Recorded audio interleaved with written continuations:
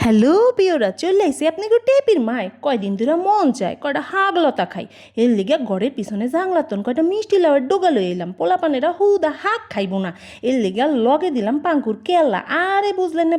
পিওরা পাঙ্গাস মাছের কেল্লা আর কি হাঁক আর পাঙ্কুর কেল্লা সুন্দর করে কুইটটা ধুইয়া লইলাম প্রথমে কড়াইয়ে তেল দিয়া হের ভিতরে পেঁয়াজ লবণ রহুন বাটা ওইলের ফাঁকি মরিচের ফাঁকি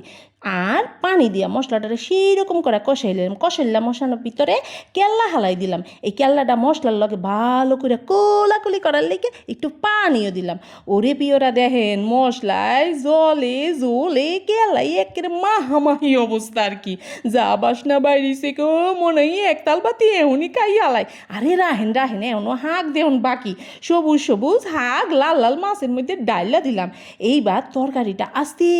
জালে রামতে হইব পিওরা যাতে হাঁগের ভাইটামিন নষ্ট না হইয়া যায় দেহেন পিওরা আমার পাতুরির কি সুন্দর একটা রং বেরিয়েছে গো